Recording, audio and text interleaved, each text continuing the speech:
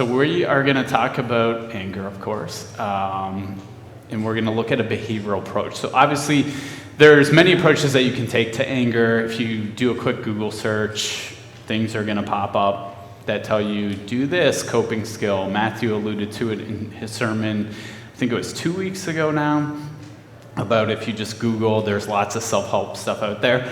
I'm not knocking any of that self-help stuff. I'm simply here because I'm a behavior analyst, and so I'm going to prevent more of a behavioral approach to anger. More of an action kind of plan that you can do when angry yourself or when dealing with people that are angry, because we live in a society where we tend to deal with people who are angry. I think when I first started my career, I'd maybe have one phone call a week with a parent who was angry, not at me, but just angry in general. Now I feel like it's once a day. So anger definitely has risen more. I think people are a little bit more accepting of feelings, which could also be why I'm having it once a day. But that was skills that I had to learn. How do you deal with somebody who's angry and calling you and they're angry, and not necessarily angry at you, but they're just angry in general. So hopefully we'll be able to answer some of that as we go forward here. Sorry, I did not introduce myself. I think everybody here knows me. I recognize most of you from the first one, so I'm Jon Rauwerda. I am an applied behavior analyst. I work with kids all the way up to adults. My youngest is 3, and my oldest individual that I work with is 72, so he'll be 73 in a week. So we'll get started. So what is anger? So just a quick review, just in case for those, if you were not here the first one, the first time I presented earlier this month, we talked solely about anger, what anger is, and how anger is a good thing. It's a God-given thing. So just because I don't want to assume everybody was here last time, I thought it would be good to just go through this quickly again. So anger is a natural emotional response given to us by God, right? It's usually a response to frustration, threats, or injustice. It's something that we all experience, but if not handled properly, it can lead to problems. So we're going to look at tools to manage how we react when angry, but also how we deal with others' angers as we go forward, as I already mentioned. Anger can be helpful. So a lot of times, right, we don't view anger as being helpful, but it can. It can motivate us to action. It can bring in awareness and expression. It allows us to set boundaries, right? So anger tells us when our boundaries have been hit. Anger tells us when others' boundaries have been hit, right?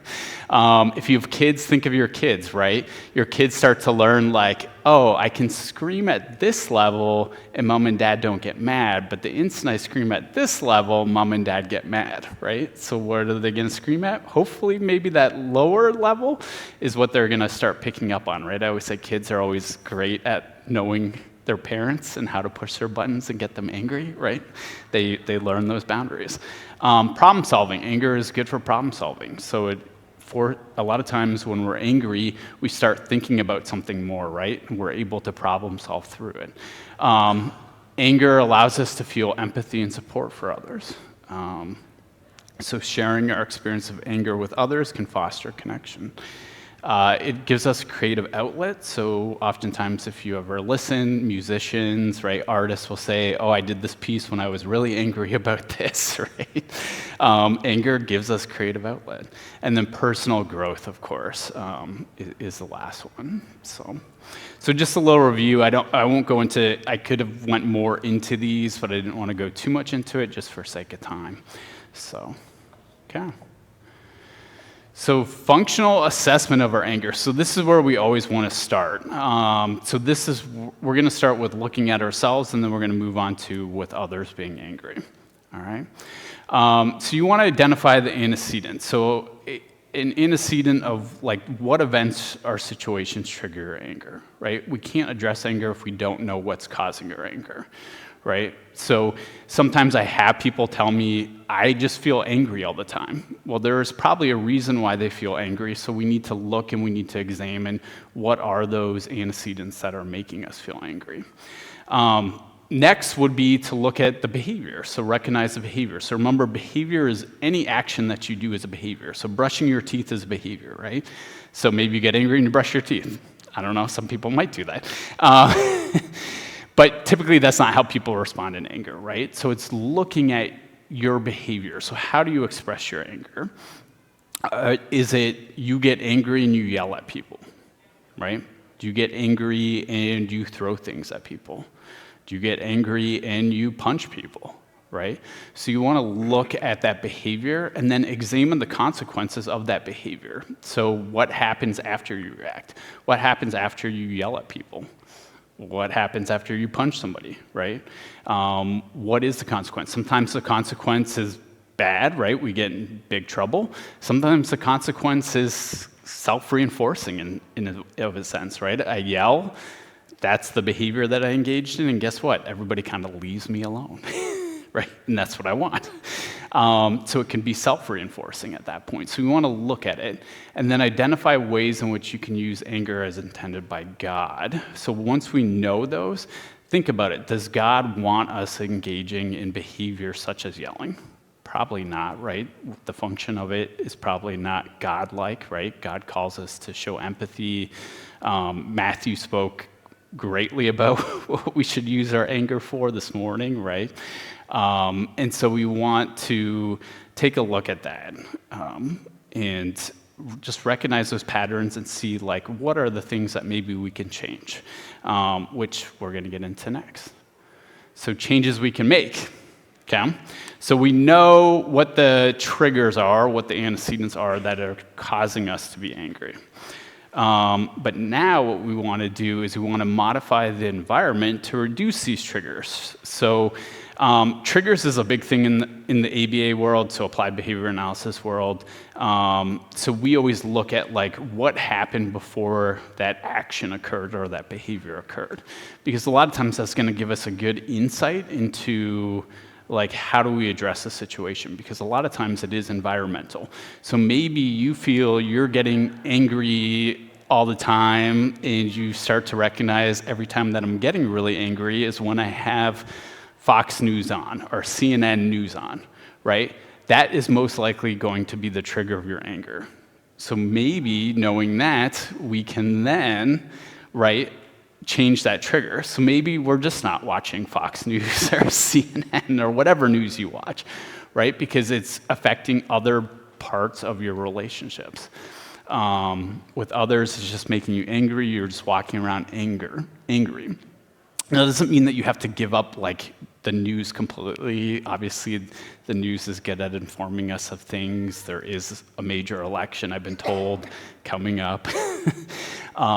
You want to make an informed decision, right? But maybe instead of watching some of this news that's provoking you, maybe it's more about you're just looking on your own, searching up things, and maybe that's less provoking for you, right? So finding those things that are less provoking and reducing those triggers, okay? So visual reminders is another one of changes that we can make. So use visual or verbal reminders to prevent escalation. So what I mean by that is sometimes people will post on their mirrors, like, be less angry, or don't let anger allow me to scream, right? I have one in my car. I have a little small sticky note because I'm always stuck in traffic all the time. That's, like, my trigger is traffic. It is. I think people just are always thinking of themselves when they're driving, right? But that's a wrong attitude to have as a Christian, right? And so I have a little sticky note in my car that says, you don't know their story, only your own, right? I don't know if people are trying to get in front of me because they're rushing to go to the hospital, right? I don't know. So something like that is just helpful for me at not getting upset. Or if I'm having a really stressful day, putting on some nice music, right? Some calming music and things like that can just be helpful. So that's another big way that changes that we can make to manage our anger. And then the last one that I have here is improve communication to avoid misunderstandings. So working on improving your communication skills can just be really helpful. A lot of times when we're angry, we're not communicating, right? We are yelling or screaming things, and we're not actually communicating things in a good way. Our response to somebody else who's angry and yelling and screaming at us is usually to shut down, right? We shut down, we don't want to engage with them. That's not the right response to that. If you look even at like what Matthew was preaching on the last few weeks, right? God wasn't getting angry, and then he wanted the people to shut down, right? He was getting angry, and he wanted people to hear him, right? He's like, you're not listening to me. I'm angry. This is what you need to be doing, right? So we need to facilitate and open up those that communication and to avoid those misunderstandings. So like for example, I've had a lot of coworkers who get very angry, and what do? They write emails, right? One thing, I think that's a pretty common thing in the digital age today, right? It's much easier to confront somebody. But do we want to send an email that is going to get us in trouble later on, or is not very Christian-like in nature? Or should we maybe be writing that email and putting it to the side and waiting a couple hours and then revisiting that email again and seeing, hey, maybe this is not worded correctly, or yes, I still feel this way, but maybe I can improve the language in here, right? Makes sense? Good? Everybody tracking? Okay. All right, any questions? Okay, yeah. So what we essentially want to do is replace those unhelpful, angry behaviors with helpful or more productive behaviors when angry. So, all right, so learning new ways to respond to anger. So I've kind of already touched base on this, but we'll go a little bit deeper into it. So we want to replace negative reactions such as yelling with direct, assertive communication, right? So be direct. So what that means is clearly state your needs and feelings without being aggressive, okay? You want to practice open listening. So this is on both sides, right? So maybe you're upset, you're sharing clearly what you're upset about. Hopefully the person that you're sharing this with is being open in practicing direct listening. But you, on the same hand, as an angry person, also have to do that, right? And then use self-management techniques such as deep breathing or stepping away to cool down if you need to. So I'm not going to go through that. Matthew kind of alluded to that in his sermon a couple weeks ago. My focus is not on that because you can Google it. There's lots of books out there on coping skills. Everybody's coping skills, what works for them is different. So I welcome you to look for a coping skill that works for you, but I'm not going to go through them today. So instead of reacting impulsively, we can practice direct and assertive communication, which means expressing our feelings openly but respectfully. Being direct is not about being harsh, it's about being clear and honest. We also need to be open to listening to others. So this means going to the source and hearing their perspective before jumping to conclusions, right? So we want to go to the source. A lot of times, too, when we're angry, what do? We avoid the source, right? So we want to go. So I have some scenarios as we go through this, and you guys are welcome to interject, otherwise I can just give you the answer too. But I have one of the scenarios up here. So you feel overwhelmed with tasks at work and a coworker asks for help, okay? So an indirect response would be you snap at them or passively aggressively agree to help but resent it, right? How many people have done that in this room? You got a ton of other work to do, right? Good, I'm seeing some hands, right?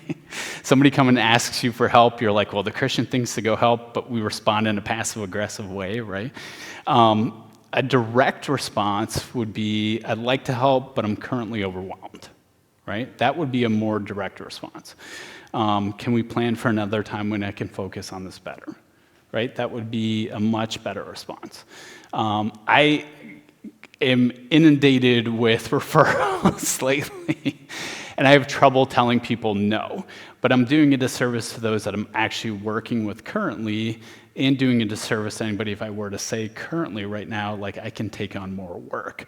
So one thing that I've had to work on is more of a direct response of like, I apologize, I'd love to work with your son or daughter, but I am at full capacity, and I would be doing, and I would say I would be doing a disservice if I were to take you on and try to scrunch your son or daughter into a tight little spot in my schedule right now.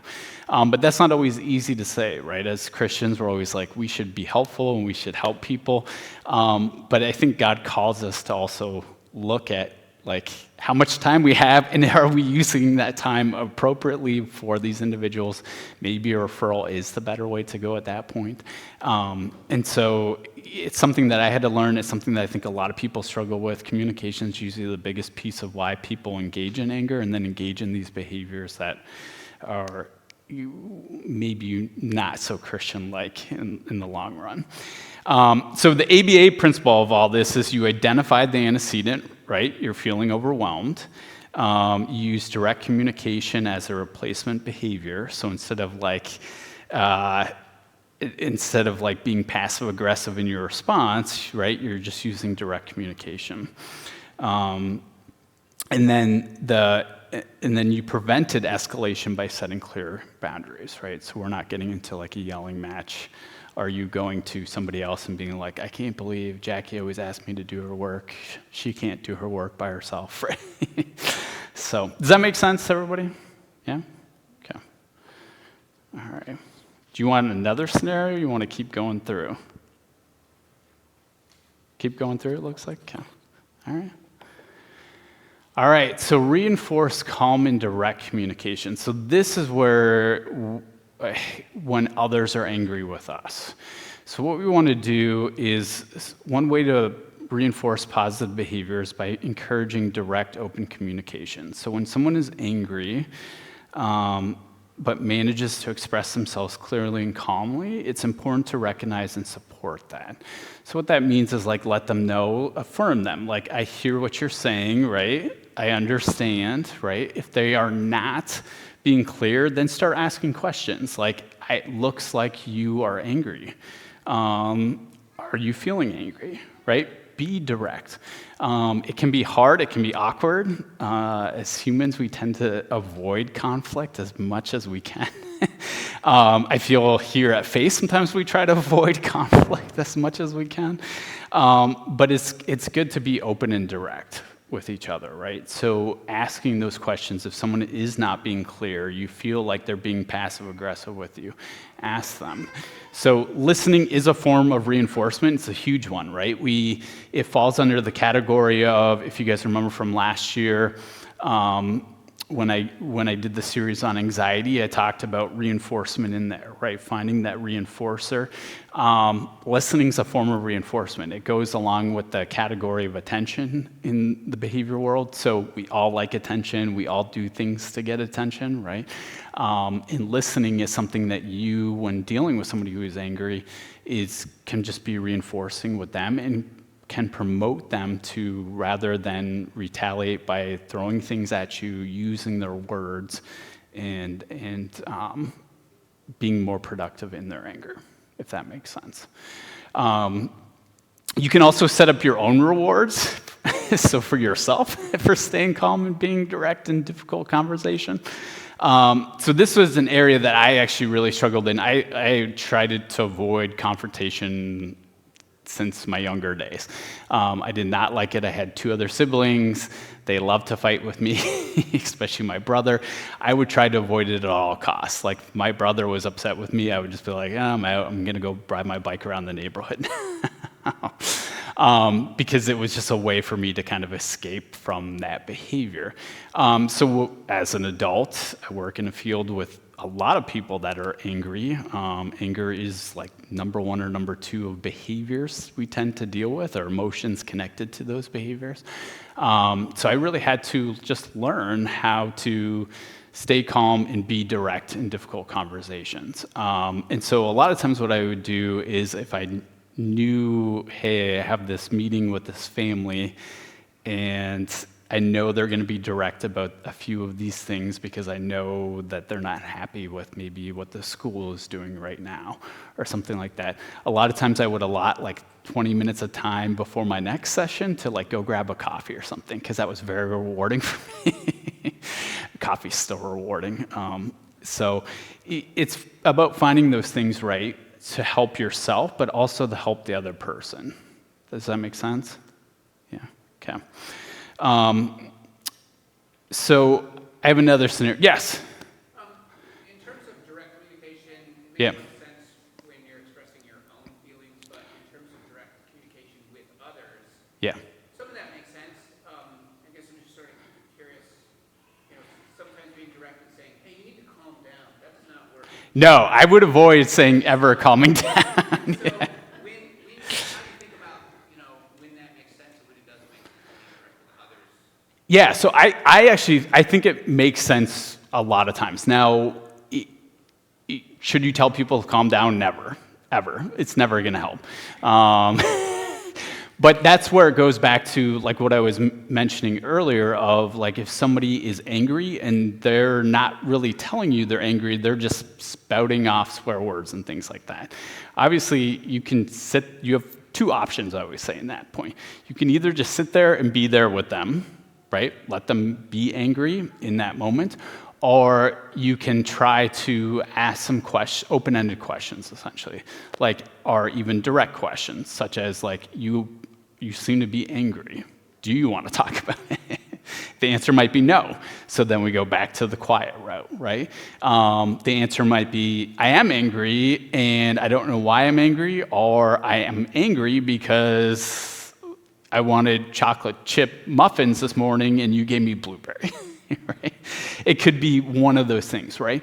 But what you're doing when you're being direct as the listener, to just put it in that sense, is you're opening up that door for them to actually use their anger to open up that line of communication, if that makes sense. But yes, you should never tell anybody how to act or do something when they are angry. I mean, when they're experiencing most emotions, right? People don't like to be told what to do. Okay? Obviously, as parents, I'm a parent, we sometimes have to direct our kids on what to do, right? And we can ask people to stop doing things, but like telling people to be calm, I wouldn't say that's actually even a great form of direct communication, right? Because what does calm mean? Calm looks different for everybody. So like being aware of like what words you're choosing in those moments, thinking them through, remind yourself, I'm not the angry one if you're not the angry one, and we're all smart people here. Think about your language before you speak. But that's a great question. Yeah. Okay. Anybody else? Yes?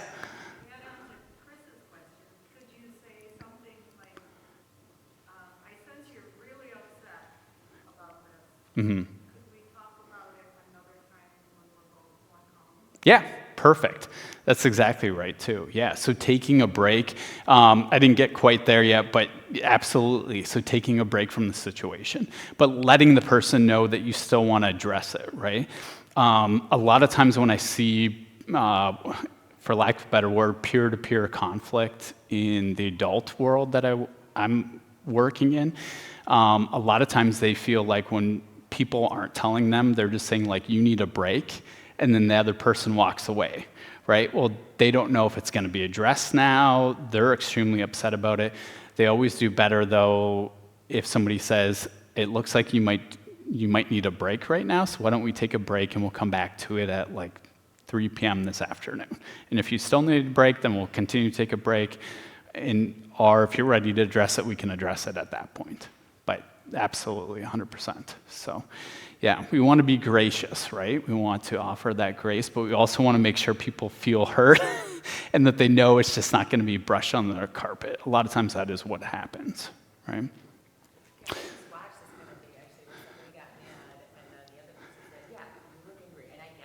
Yeah. I think that was really good to diffuse things pretty quickly. Yeah. I'd be angry too, and that person just understood a little bit. Yeah, it's very reinforcing, right? We all like attention. I'm being honest with that. Even if you're like, no, I don't like attention, trust me, you like attention. attention. We all like attention, and that's giving like that person attention at that point, which helps diffuse the situation because now they actually feel like maybe somebody's actually listening to them or can sympathize with them, or in some cases even problem solve with them because they don't know how to address what they're feeling, this anger that's building up. And all they keep thinking of things that they've been told in church. We can't do that, right? And we shouldn't do that. And I'm not knocking that because I agree, we shouldn't be murdering people. We shouldn't be causing bodily injury to people. But sometimes people aren't sure what to do, and that's what the strong emotion is to do that. So, good. I have another scenario here. So you manage your own anger during a family conflict by calmly explaining your feelings instead of yelling at them, right? You think that's a positive or a negative or neutral? I'm getting a lot of thumbs up here, which is good. Because it is, right? That should be the way that you manage something like that. Okay? Any other questions? Keep going through? Okay. All right. So more on handling anger from others. So encourage others to be direct when expressing their feelings. Invite them to state their needs clearly without fear of judgment. Use open listening as a way to de-escalate tense situations, so focus on understanding the source of their anger. Ask questions, like I said earlier, right? Don't tell people what to do, rather ask them questions. Manage your own feelings, right? Sometimes we have to take out our own feelings to help others with their feelings, right? So we might just be as upset as they are, or maybe not as upset, but pretty close to it, but sometimes we have to manage our own feelings first. Avoid reinforcing indirect or passive-aggressive behavior, so ignoring the issue or avoiding the problem by addressing the root cause directly. So what that means is a lot of times, right, somebody's angry, then they walk off. That's reinforcing for us, right? Because now this stimulus or this trigger that was angry just left on their own. And so what do we tend to do in those situations is we tend to push people to we see them angry. Oh, why don't you go take a walk? That was helpful last time, right? But are we really addressing the root cause? No. A walk might be helpful, but what are we doing after they come back from that walk, right? Are we trying to address it with them? Maybe they are calm. A lot of times it is a little bit better to address anger when both parties are a little bit calmer. But a lot of times we're not. We're just like, oh, it's super easy. When my daughter gets mad, I just say, why don't you go bike around the block for 5 minutes, right? She comes back, she's happy, I don't have to do anything else, right? That's just teaching her to avoid angry feelings, right? And we're not ever getting to the root cause of what the anger might be and what changes might need to occur. Make sense? Okay. So I have another example here. So your friend seems upset, but is avoiding the topic by making passive-aggressive comments. So anybody want to share what a direct approach would be to this? And if you don't, I can give you the answer too.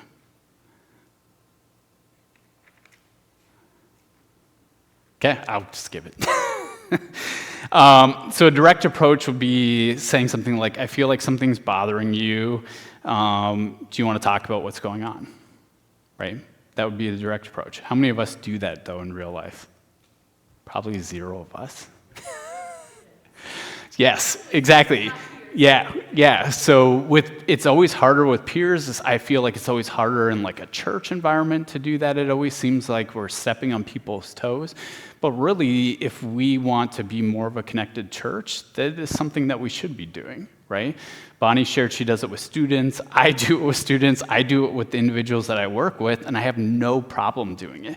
But when it comes to like friends and things like that, you almost have to step out of this comfort zone that you have and be ready for their raw feelings, which is hard as an individual to do, right? There's no motivation behind it. I'm not getting paid money. But it's something that would help in that scenario. What about a coworker snaps at you during a stressful project but doesn't explain why? Anybody want to throw up a direct approach? All right, I'll do it again then. So saying something like, I noticed you're frustrated. Can you tell me what's going on so we can figure out how to fix it? Right?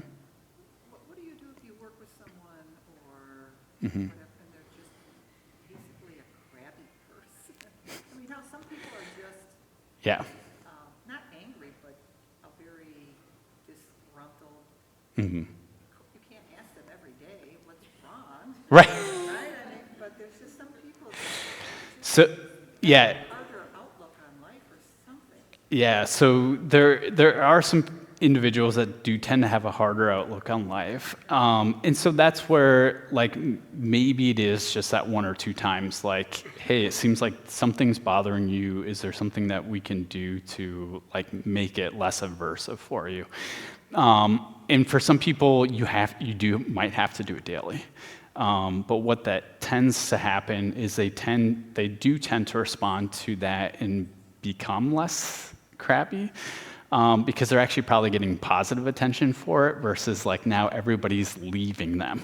So I have clients that I work with that are like that, where they have either learned if I act like this and everyone leaves me alone and I can be on my iPad the whole time, or they just have never learned the skills, but they like positive attention. So like they see me, I meet with them every single day, and that's what I'm asking. And I feel like it's just the same robotic conversation over.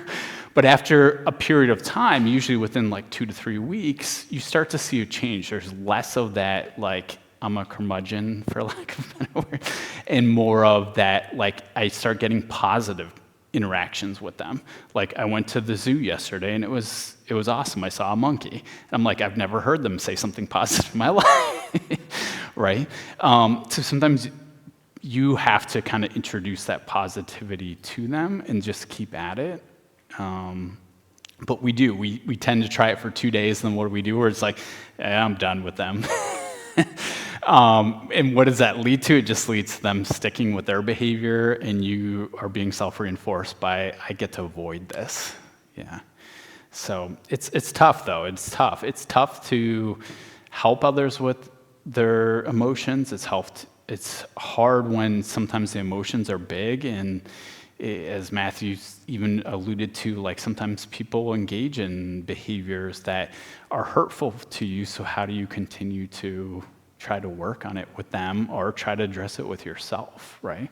And that's why it's really important to look at that first part of like, well, what do you think is the trigger for the behavior? What is the behavior? What is the consequence of the behavior?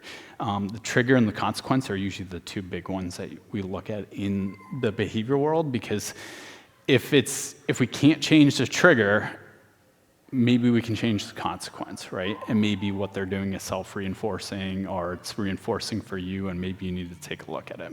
So, okay. So contingency planning for anger. So we want to encourage positive consequences for being direct and open in communication. Implement consequences for indirect or avoidance behaviors that escalate tension, and then reward situations where anger is managed through direct discussion and listening. So handling conflict directly and listening to the other person can lead to more positive outcomes like stronger relationships and quicker resolution of problems. However, if we avoid the issue or express ourselves indirectly, anger can linger and lead to more significant problems. So by setting up consequences, we can encourage more direct, more honest behavior, or communication, sorry. So I have a scenario up there as well. So Matthew decides to create an open door policy in which he encourages those that work at Faith CRC to bring problems directly to him. What do you think some of the positive consequences of that would be? Anybody? Yeah.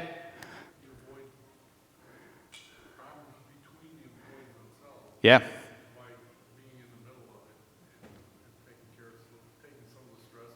Right. Exactly. That's definitely a big one. Matthew and I have actually had some conversations, not that Matthew never had an open door policy, he always has, but we've talked about how helpful it can be and how do you address some of these things that do come up. There seems to be less resentment between the staff, especially these days. The staff seem to be doing really well. I actually asked Matthew a couple of weeks ago, how's things going? Because we've had some changes here at our church. And I think part of it is they do have an open door policy. They meet weekly. You had mentioned that earlier today, that you guys meet weekly, and there is discussions happening in this open door policy, and this kind of approach is being taken, which has kind of reduced some of those, well, this person's never going to budge, so we're not going to ever do that, or we're just not going to talk about that with them, but we'll do it on the side over here, right? So I think that just, it is, if we want to manage anger, I mean, there's got to be this communication piece, like I alluded to earlier. A lot of anger issues arise because of lack of communication, right? And assumptions are being made and things like that. So misunderstandings, right? So we definitely need to address those. Okay, so I had an application example, but it looks like the kids are out, and I know some of you guys have kids, so maybe we'll skip through that.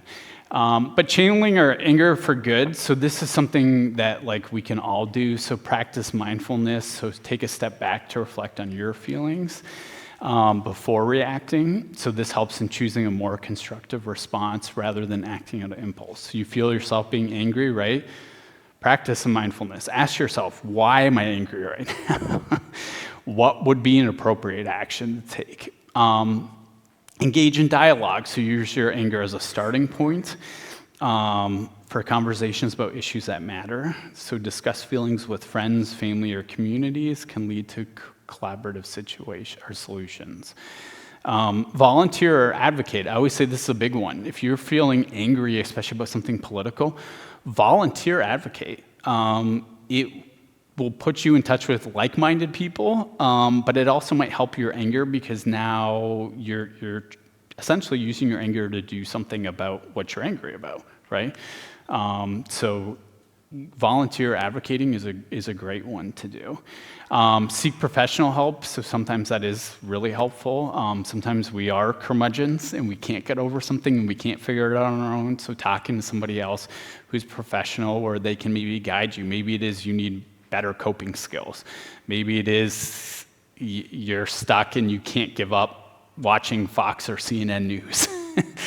You're having trouble like turning that TV off. Sometimes a professional can kind of just help you work through some of those things.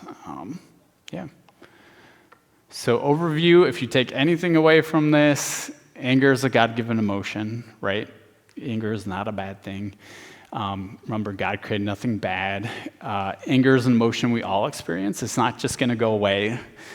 Sure, you can take some pills that will make you emotionless, but I don't recommend them. Life is so much better when you can feel emotions. Anger can be used productively, like it was noted. Anger is like any other emotion in which it requires management.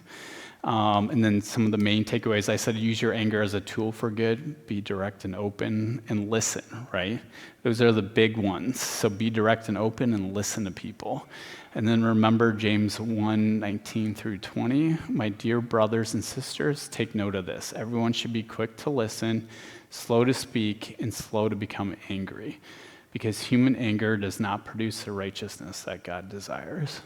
So if you're struggling with anger, maybe that's the verse you put up on your mirror in your bathroom, right? And you read that daily. It's one of the ones that I like about anger. I thought about putting that in my car, but it's too long, I think, to read it. So safely at least. But I appreciate everybody coming out today. If you have questions, I'll be sticking around. I know we kind of went through that quickly. We had a lot going on this Sunday in church today. But I'm happy to talk more about it, and I'm happy for feedback regardless, good or bad. So thank you.